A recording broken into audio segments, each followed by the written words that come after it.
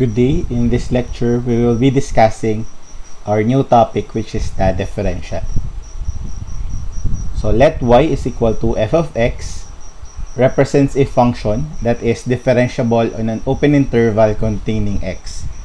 The differential of x, denoted by dx, is any non-zero real numbers, and the differential of y, denoted by dy, as dy is equal to f prime of x times dx.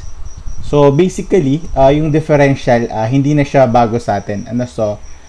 Yung pagkuha kasi ng differential is just pagkuha rin lang ng derivatives natin, or by just getting or differentiating our given function.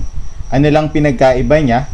Kasi sa derivative natin or sa differentiation, what we get is our dy over dx, or the slope, or the ratio of dy over dx nga. But for this time sa differential, what we're getting is dy only, and the dy is in terms of r dx multiplied by the derivative of that function. Bali, yung mga residuals yung nakukuha natin for this topic, which is the differential. So just like nga sa sinabi natin kanina, yung differential natin para lang siyang differentiation. Na pinagkaiba lang niya, nakamultiply nga by dx. So ang makukuha natin na value is the dy. So for this example problem, we have y is equal to x squared. So the derivative of this function is simply dy over dx is equal to 2x. At kung differential naman yung ipapakuha sa atin, so ito yung magiging form niya. Dy is equal to 2x dx. So basically yung dx natin dito nilipat lang, or minultiply lang with r f prime of x to get our dy. And I hope nasusundan yung concept na yun. So ganun lang siya. So basically, the differential is just the derivative multiplied by dx. So for this example naman, y is equal to square root of x squared. So we're just going to get first the derivative of our function. So a-applyan lang to ng power rule. Magiging siyang x raised to 1/2. So the derivative of that function is dy over dx is equal to 1 over 2 times square root of x. And what will be the differential of that function? So simply the differential of that function is just dy is equal to 1 over 2 times square root of x times dx. I hope na nasusundan yan. So meron pa tayo dito. Y is equal to 2 sin x. So ano yung derivative kaya niya? So the derivative of that is just dy over dx is equal to 2 cosine x. And what is the differential of that? So as expected, that will be dy is equal to 2 cosine x dx. Ay nasusundan na kaya yung ginagawa natin in order to get the differential of our function. So how about this one? We have our y is equal to 1 over x. So get the derivative of that function. Anong gagawin lang dyan? Change lang muna natin to. Magiging siyang y is equal to x raised to negative 1. Wag na mag-quotient rule, mas mamamali lang. So we will get dy over dx is equal to negative 1 over x squared. Power rule lang naman yan. Then what is the differential of that function? So that will be dy is equal to negative 1 over x squared times dx, or simply negative dx over x squared. How about for this function? Okay, kindly try this function. Kindly get its derivative, then get the differential. kindly pause for a while and try to solve this function. So, and after solving, please check if nakuha nyo yung correct answer, and the differential of this function would be dy is equal to 3 cosine 3x dx. So, I hope na nakuha yung ating differential. So, let's have another example problem or practice problem for you. We have this function y is equal to x squared plus 1 raised to 1/2. So, pause nyo lang muna ulit, then try solving it on your own, and I will be presenting the answer. So, the differential of this function is dy is equal to x over square root of x squared plus 1 times dx. Nakuha nyo ba yung tamang sagot? Hopefully, nakuha natin yung tamang sagot for this problem. Kung hindi, so try to resolve it. And dapat, ito yung answer for this problem. Ito yung differential niya. So, let's have another one. Ayan, meron pa pala. So, kindly solve these two sample problems, and shown already yung answer. Just prove na parehas yung answer na nakuha ninyo. So, we have problem na y is equal to x cubed plus 2x plus 1 all over x squared plus 3. So, the differential of that function is dy is equal to x raised to 4 plus 7x squared minus 2x plus 6 all over x squared plus 3 raised to the power of 2 times dx. So, basically, paano ba natin to isosolve? We're just going to apply quotient rule for that problem.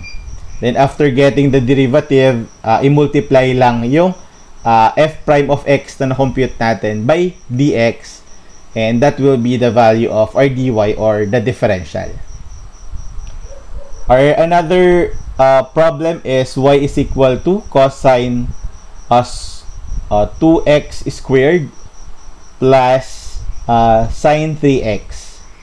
So, apply lang tayo ng quotient rule within the trigonometric functions natin. So, our answer would be dy is equal to negative 2 sine 4x plus 3 cosine 3x times dx. Take note na may parenthesis dapat to denote that yung dx is multiplied dun sa lahat na nasa loob ng parenthesis natin. Or you can also write it in this way: 2 sine 4x dx plus 3 cosine 3x dx. So, dinistribute lang natin yung dx dun sa dalawang terms ng ating differential. So, either way, that's correct, but it will be more handy if may parenthesis tayo, then nasa labas lang yung dx natin. I hope nasusundan yung concept ng differential. Wala namang mahirap dito sa topic na to, kasi basically this is just the differentiation rules natin na natutunan last time. Kinaibahan lang, iba yung form niya, kasi instead na dy over dx, yung na-solve natin is dy, then the answer is our f prime of x multiplied by dx. So, in our succeeding slides, we're just going to have an application of this differential concepts. So, nagagamit kasi itong differential for approximations. Katulad nung gusto natin makuha yung approximate value ng square root of a number na hindi naman perfect square. Kasi pag perfect square, kaya naman natin right away makuha yung value niya.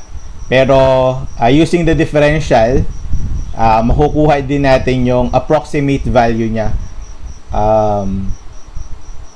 kahit na wala tayong calculator. Ano kung may calculator kasi, so makukuha natin yung value niya mismo.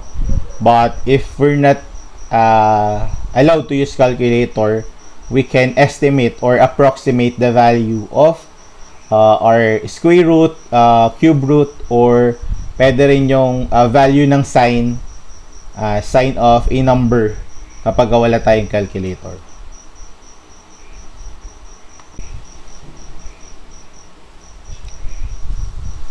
So, dito tayo sa application ng differential. So, as mentioned earlier, so the derivative of our function is expressed as dy over dx is equal to f prime of x. But if we will change it into this form, the differential form, that will be dy is equal to f prime of x dx. And this is something na may relation sa slope. Kasi alam naman natin that f prime of x ay nakakatulong sa atin in order to get the slope of the tangent line that passes through at least or any point dun sa functions natin. So, kung ito yung slope, yung f prime of x, pwede natin siyang i-represent as m. And yung dy, given that this is a differential or a change in y value, so pwede natin siyang i-represent as delta x, and the dx naman is change in x values natin. So kung transform natin ito or nag-originate siya dito sa delta y over delta x, which is actually the equation for our slope, para makuha natin yung slope ng function natin. Ito ay nag-originate sa analytic geometry concept. Pero kung calculus concept yung gagamitin natin, so yung slope ay obtain using dy over dx, which is equal to f prime of x. So knowing that delta y is equal to m times delta x, and since delta x is just change in x values and delta y is just change in y values, so pwede natin siyang i-express in this form. Y sub 2 minus y sub 1 represents delta x, and x sub 2 minus x sub 1 or delta y kanina pala, then x sub 2 minus delta x represents sorry, mali na naman. So x sub 2 minus x sub 1 represents delta x natin. So kung mapapansin nyo, itong equation na to is the point slope form sa analytic geometry. Pero if ililipat natin itong y sub 1 sa kabilang side, so magiging ganito siya. So may resemblance na siya sa ating slope-intercept form. Y is equal to mx plus b. So yan na siya. And that y is equal to mx plus b, or this one, is what we call as the tangent line approximation. So doon nag-originate yung tangent line approximations natin. So yung ating y sub 1 is our f of x. Bali, makukuha lang naman natin yung y sub 1 once we evaluate our function dito sa x value na meron tayo. So, since m is equal to f prime of x, so yan, replace lang natin, and this portion, x sub 2 minus x sub 1, which is delta x, ay almost equal sa delta x natin. So, using this tangent line approximation formula, pwede natin siyang ma-utilize to get the approximate value of a number, such that like doon sa mga nasa loob ng square root natin. Kasi kung square root of 4 yan, makukuha natin right away that square root of 4 is 2. But what if walang perfect square nga yung nasa loob ng square root, like square root of 3.9. So yung square root of 3.9, hindi natin siya makukuha mentally kailangan natin ng calculator para ma-evaluate to. Pero ano kaya yung possible value ni square root of 3.9?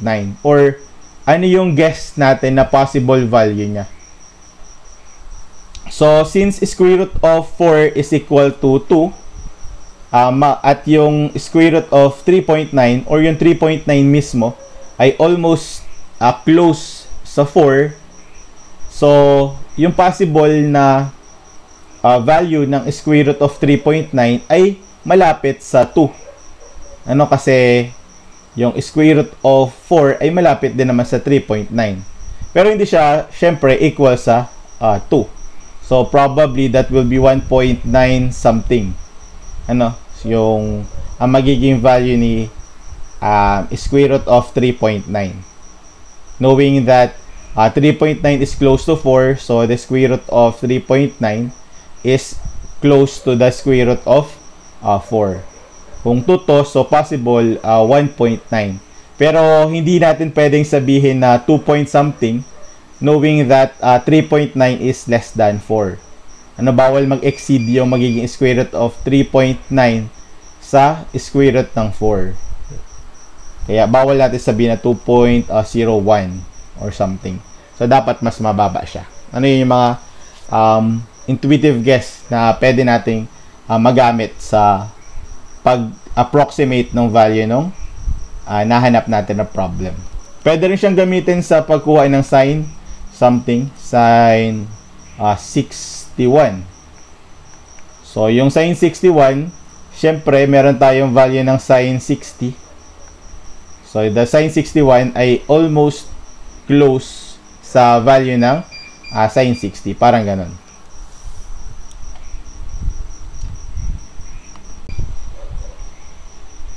Okay. Bali, try natin yung nagasasabi ko kanina in order to approximate the value of 2.99 raised to 4. So, to approximate that the value of 2.99 raised to 4, we will be applying concept of differential. So, ano kaya yung hula nyo na value ng 2.99 raised to 4? So, pwede natin sabihin na malapit po sa 81 yung value ng 2.99 raised to 4. So, bakit kaya malapit sa 81 yung possible value ng 2.99 raised to 4? Kasi ano ba yung number na pagka ni-round natin si 2.99 ay yung makukuha natin agad yung value nung number na yon. Ano yung number raised to 4, so makukuha agad natin yung possible value niya. Naiintindihan ba? So, 2.99 ay almost or very close sa 3. So, since 2.99 is very close sa 3, so 3 raised to 4 is 81. And so, kung yung 3 ay malapit sa 2.99, so yung 2.99 raised to 4 ay syempre malapit dapat sa 81. Pero hindi man 81. Intindihan ba? So, gagamitin natin yung konsepto na yun sa pagkuha ng magiging value ng 2.99 raised to 4. So, 2.99 raised to 4, kailangan natin mag-select ng function. Nung f of x natin. Kasi doon sa tangent line approximation, kailangan natin makuha yung f of x at f prime of x. Bali yung x natin, since alin na magiging x natin dyan? Yung 2.99. Kasi yun din yung ni-replace natin by 3. Yung 4 constant naman, hindi natin siya binago. So, varying is yung 2.99. Kaya yun yung isi-set natin as x. So, f of x is equal to x raised to 4. So, using the tangent line approximation, y is equal to f of x plus f prime of x dx. Nakapag-select na tayo ng f of x, kailangan natin makuha yung f prime of x at yung dx natin. So, pagka nakompleto natin to, makukuha natin yung y sub 2 or simply y. And that will be the answer sa problem natin na 2.99 raised to 4. So, kunin natin yung ating ito pala, change pala siya into this form. Ano pag yung f of x nilipat natin ulit sa habila, that will be our y. And yung ating f prime of x, take note, that will be our m. Ano pa? Then our dx will be x minus x sub 1.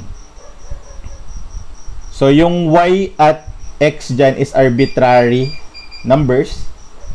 Bali wala siyang may value kasi siya yung hahanapin natin. So what will be the x sub 1? X sub 1 will be the 3 natin, considering that 3 is very close to 2.99.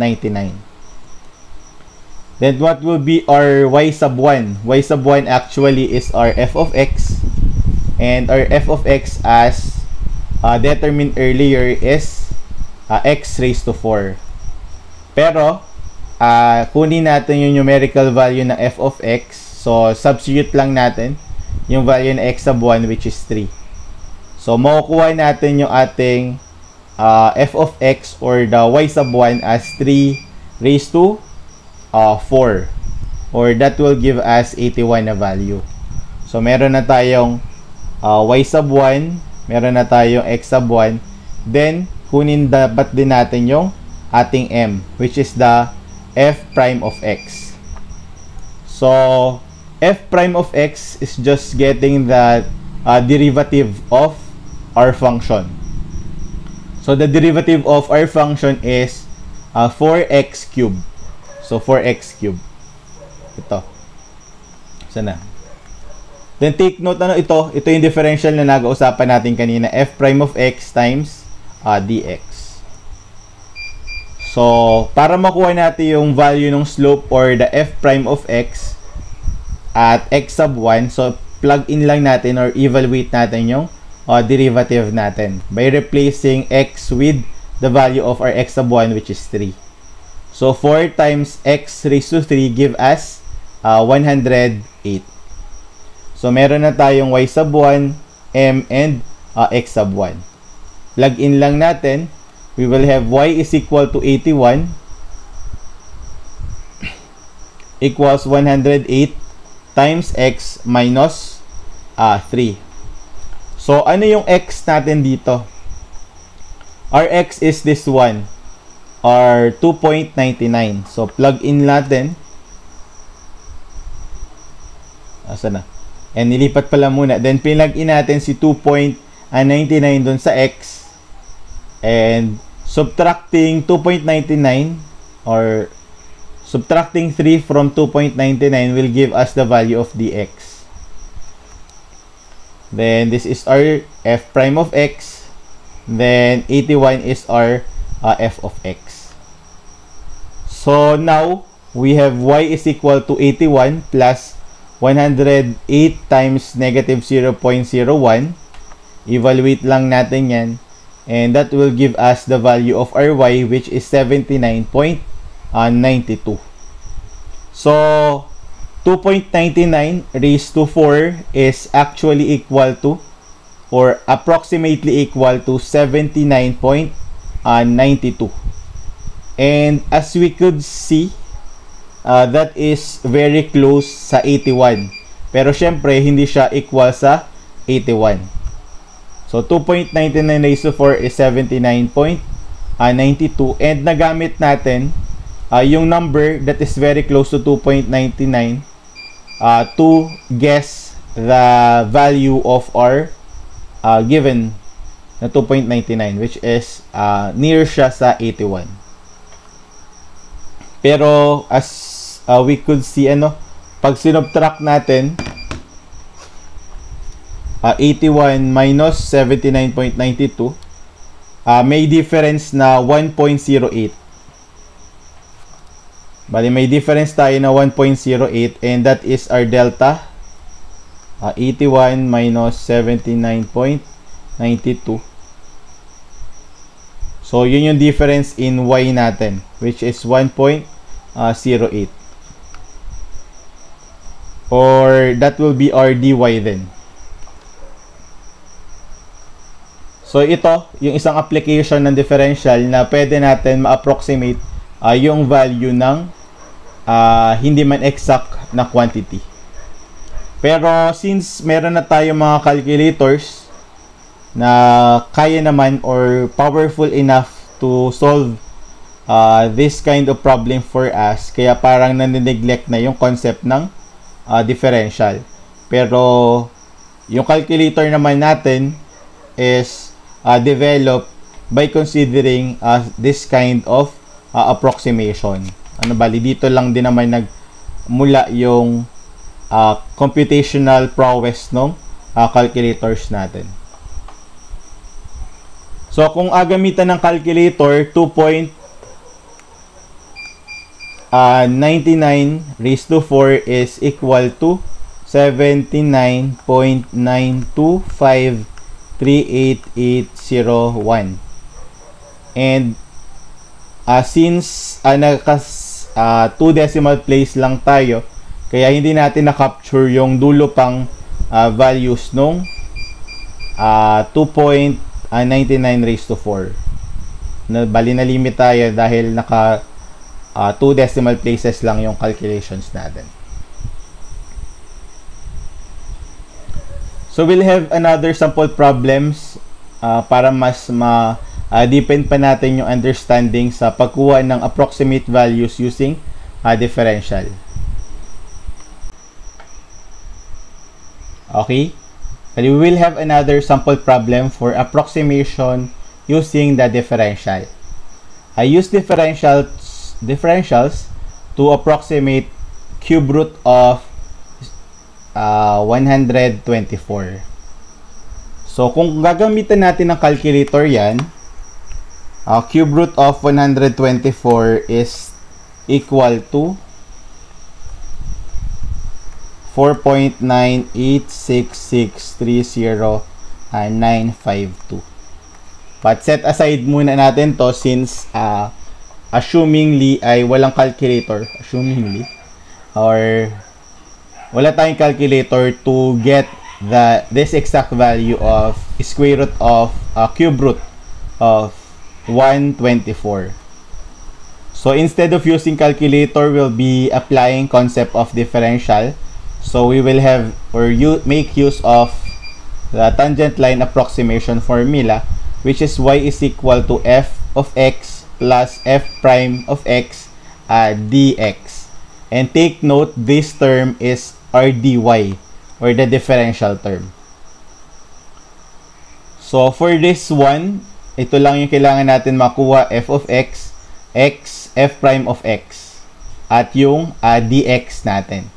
Kailangan natin ma-solve yung or mahanap yung apat na yan para makuha natin yung approximate value of cube root of 124. First, identify natin ano ba yung function na kailangan natin gamitin. So, kung iisipin, bakit ba naging problema to? Cube root of 124. Kasi walang exact value ng cube root of 124. Pero, merong number na malapit sa 124 na merong cube root. So kailangan natin isipin ano kayang number yon. Kasi yun yung makakatulong for us to solve. So since pwede nating i-replace si 124 by any number, so yun yung magiging x natin. So ano yung magiging function na kailangan natin gamitin, or what will be our f of x? So our f of x will be cube root of x. Bali cube root of x yung function natin. So since yung ating function is cube root of x, pwede natin makuha yung ating f prime of x, or the derivative of our function, as ilan siya. So ito change muna natin as x raised to 1/3 kasi mas madali kung nakaganito siya na form.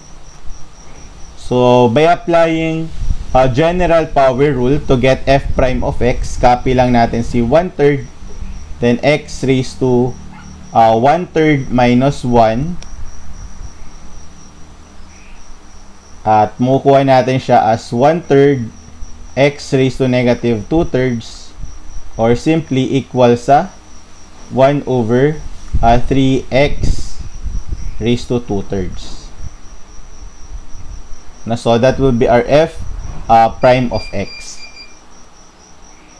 Then, ano naman kaya yung x natin?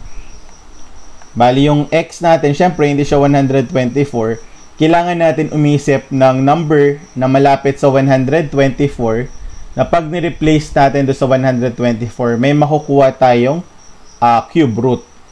At that number is 125. So, cube root of 125, may value siya, which is 5. So, the cube root of 125 is 5. Therefore, our x is 125. At kung mapapansin natin, tama ba? 5 yan? Oo, dahil do sa calculated na value natin using calculator, yung ating naging sagot, 4.9866, ay close sa 5. Pero kung wala naman tayong kung wala kasi tayong calculator, hindi natin marirealize itong situation na nabanggit ko. So, since our x is 125, kailangan din natin makuha si dx. Paano nga nakukuha yung dx? Yung dx kasi is change in x, right? So, that is x minus x sub 1. So, ano yung original value ng x natin? The original value of x is 124. Then, subtract natin ng 125. So, dx is equal to negative 1. So, negative 1 yung dx natin. So, since meron na tayong f of x, and then x, f prime of x, and dx, pwede natin siyang i-substitute na dito. However, para straightforward lang yung maging calculation natin, dapat ay itong mga x's na to, itong x ay dapat ay kunin na natin yung numerical value niya by replacing this x with 125. So, 125 raised to 1/3, or that is the cube root of 125 nga, give us 5. Then, f prime of x, which is 1/3 times x raised to 2/3. 1/3 times 125 raised to 2/3. Yan. Anong problema lang? Kailangan din pala natin mag-calculator. Bawal daw mag-calculator doon sa So, 125 raised to 1/3 lang. Pwedeng ganun pala. Times 2. So, that's 10 times 3. 1 divided by 30. Tama ba? Tama ba yung nagagawa ko?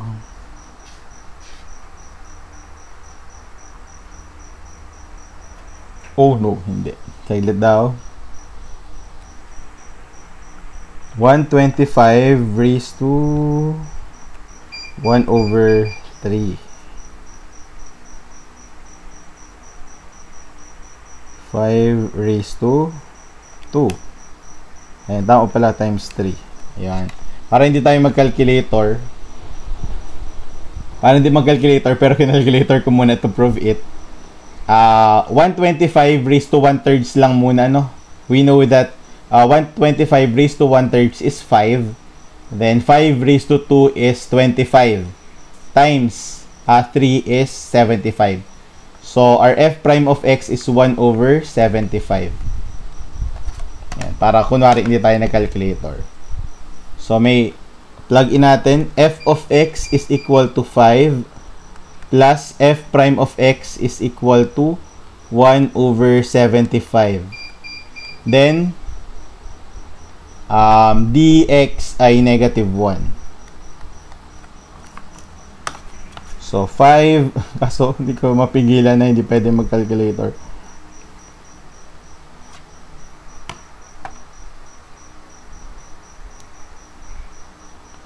So, 5 minus 1 over 75. Calculator na natin. Suko na ako. This will be 4.996667.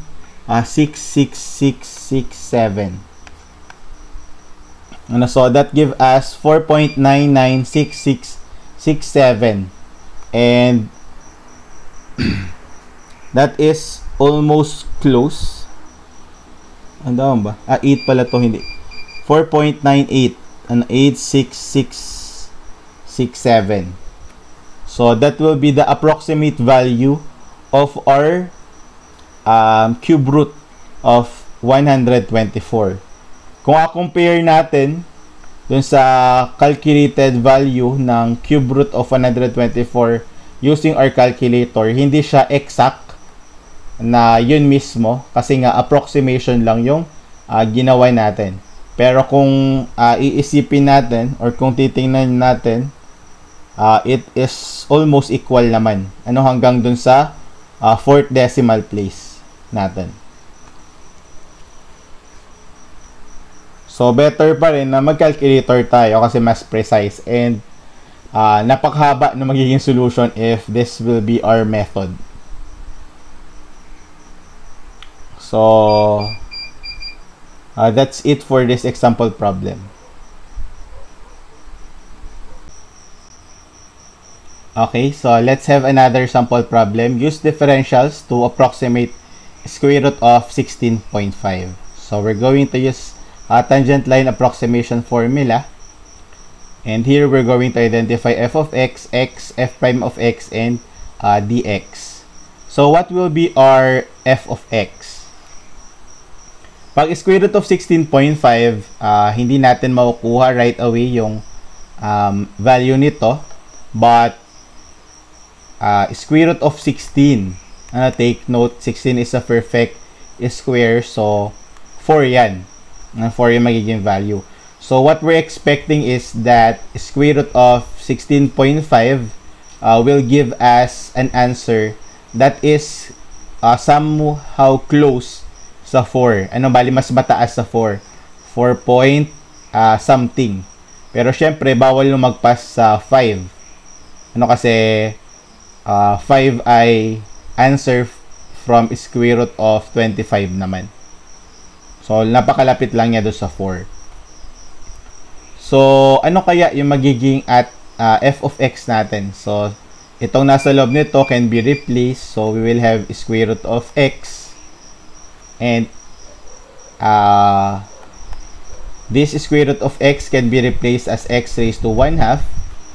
Now, we can get the derivative of x raised to 1/2 para makuha natin f prime of x. That is simply 1/2 x raised to 1/2 minus 1 or simply 1/2 x raised to negative 1/2 or x 1 over 2 x raised to 1/2.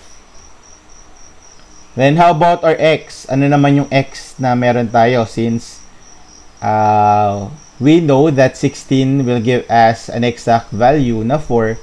So, yun yung gagamitin natin. 16. So, now get the dx natin. That is simply change in the original value which is 16.5 and x natin na 16. So, 16.5 minus 16. The dx natin is 0.5. Then, dito, balik tayo sa f of x. Kailangan natin makuha yung numerical value niya. 16 raised to 1/2 is 4. Ano kasi, kaya nga, yan ang pinili natin kasi may exact value. Then, dito naman, kunin natin ang f prime of x. So, that will be 1 over 2 times 16 raised to 1/2. And 16 raised to 1/2 is 4. So, 1 over 2 times 4 or 1 over 8. Yung ating f prime of x. Now na na-complete na natin yung mga kailangan for the tangent line approximation formula, substitute na natin dito yon. F of x is 4 plus f prime of x is 1 over 8. Then dx is 0.5. So, evaluate lang natin to. 0.5 divided by 8 is 1/16. Ano, so, this will give us 4 plus 1/16. And what is 1/16? 1/16 is 0.0625. Add lang natin siya sa 4. So, y is equal to 4.0625. And that's the answer for square root of 16.5 using the tangent line approximation formula. But using our calculator, square root of 16.5 is equal to 4.062019. Almost close naman siya doon sa answer natin using the tangent line approximation formula. Nasusundan ba? Bali, sir, 16 lang ba yung pwede natin gamitin na x? Hindi naman. Ano, pwede kasi ring 25. Bakit naman pwede yung 25? Pakita lang natin. Pero syempre, possible na mas malayo yung magiging sagot. Bali, square root of 25 is equal to 5. So, what if 25 ngayon gamitin natin? So, x ay 25. So, this will be 25 raised to 1/2. And that will give us 5.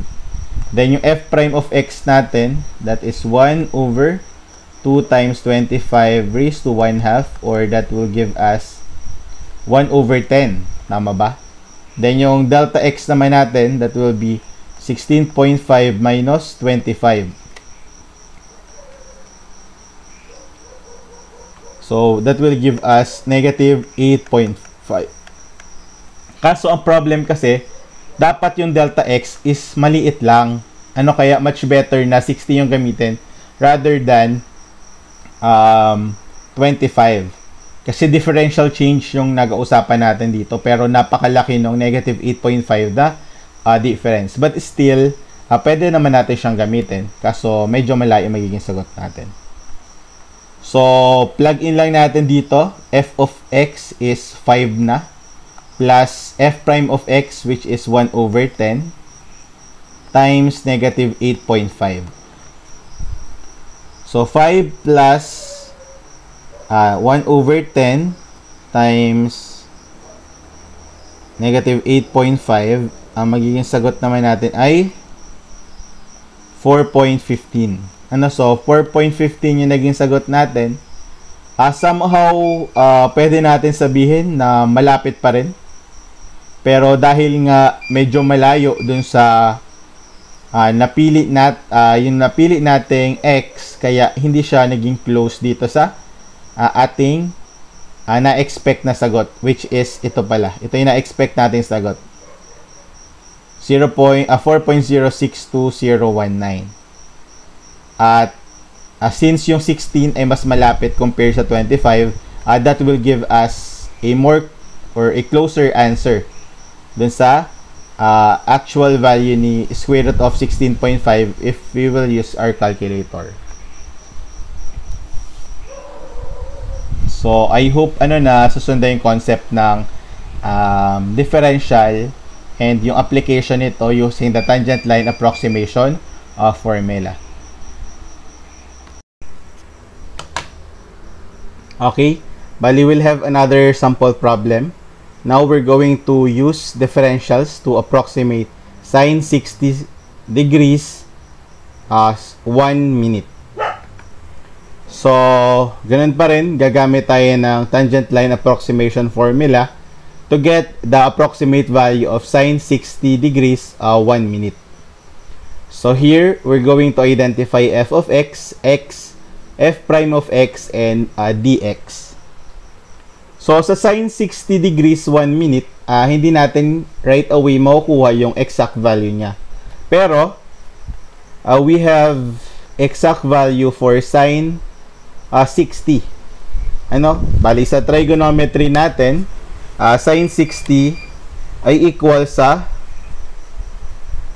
cube root. Saan na yan? Cube root of 3 over 2. Kasi yung 60, 30, 90, and 45, may mga value siya mismo na naka-radical form. Yung mga nasa ulo natin usually. At siya nga ay itong square root of 3 over 2. So, dun tayo pwede mag-start para makuha natin yung approximate value ng sin 60 degree 1 minute. Pero take note na may putal na 1 minute. Itong 1 prime na to is 1 minute na inatawag natin. So, that putal na 1 minute is our dx actually. So, may dx na tayo na 1 minute. That is yung putal. So, ano kaya yung magiging f of x natin? Since pwede nating i-replace yung 60 degrees 1 minute by any number. So, our f of x is simply our sin x. And ano yung x? Mamaya natin. So, f prime of x naman, that is simply the derivative of f of x. So, what is the derivative of sin x? That is cosine x. So, cosine x yung derivative ng sin x natin. At ano naman yung x na meron tayo? So, yung x, katulad nung nabanggit natin kanina, is ito yung number na pag in-evaluate natin, meron tayong answer right away. Compared dun sa actual given na value ng x natin, which is 60 degrees 1 minute. If we will replace this with 60, yan nga na ang value niya is square root of 3 over 2. So, our x is 60. So, evaluating our f of x such that x is equal to 60, sin 60 is equal to cube root of 3 over 2. And similarly, cosine 60 naman is equal to 1/2 ba? Check natin sa calculator. That's equal to 1/2. Ayan, tama. And nabanggit naman na natin kanina that dx is 1 prime or 1 minute. 1 minute ang basa. Bakit pala siya naging 1 minute? Saan siya nanggaling?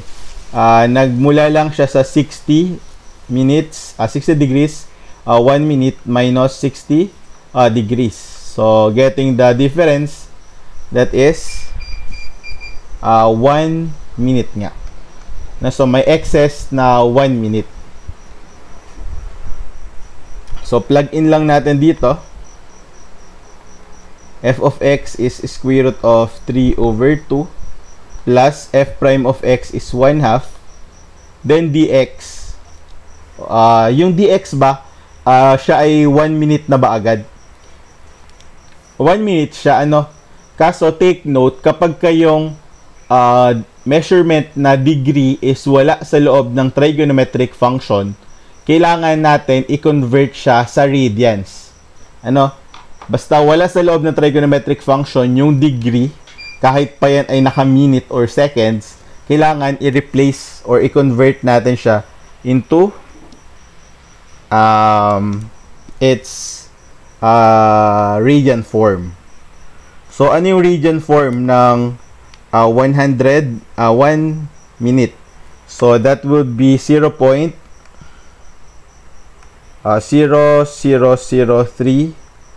radians.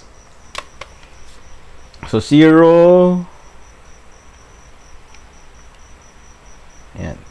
Convert lang natin. 1. Bali, paano siya nalagay sa calculator? Pag alagay siya sa calculator, that is 0 degrees, may makikita kayo dyan na ganito sa calculator nyo. Hindi ko lang kasi palabas yung emulator. Bali, sa calculator nyo, ganito dapat 0 degrees, 1 minute, then 0 seconds.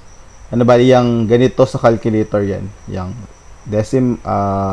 degree, kuwit, then dalawang kuwit. Kung hahanapin nyo sa calculators nyo yan. Then, apply lang yung conversion factor for degrees to radian. That will be 180 over pi. Tama ba yun? Tama ba? Baliktad. Baliktad pala. That's pi over 180.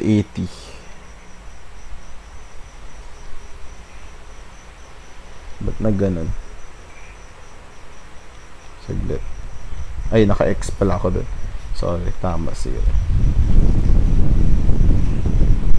Yan. Pagka convert tayo, ito nga makukuha natin 0.0003 radian. Or actually, that's 0.00029 or rounded na sa 0.003 radian. Take note bakit daw kailangan i-convert sa radian? Kasi yung ating degree or yung degree and minutes natin ay nasa labas ng trigonometric function. Kaya dapat naka-radian yung angle natin. So, this is 0.0003.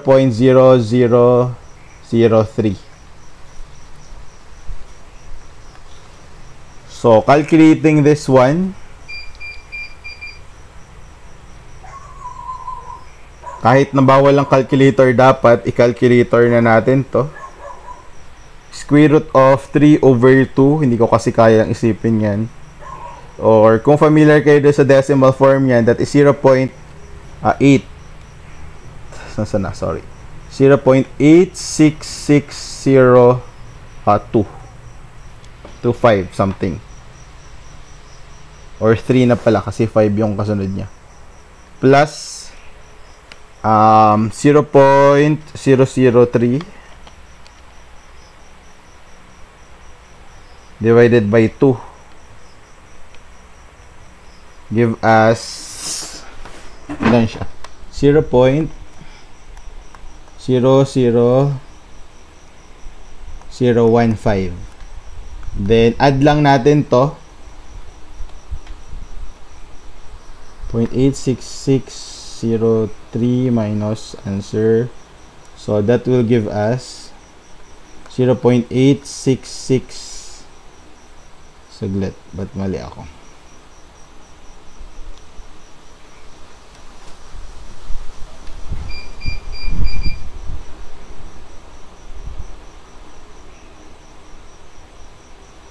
Plus pala, no? Plus, ba't ako nag-minus? Plus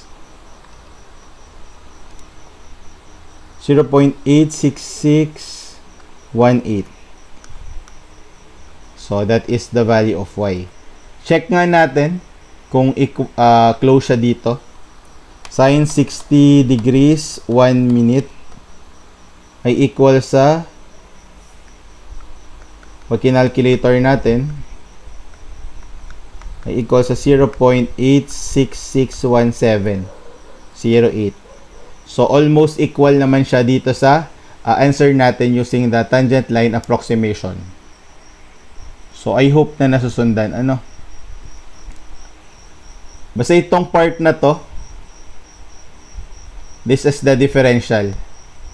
Yung ating y prime, f prime pala, times dx. This is our dy. So, that is the difference from yung sin 60 natin and sin 60 degrees 1 minute. I hope na nasusundan to. Ano ba yung kasunod nito na slide? Bali, parametric equation na. So, I'll just send you practice problem para ma-exercise pa natin yung knowledge regarding our differential and yung application ng differential by approximating values.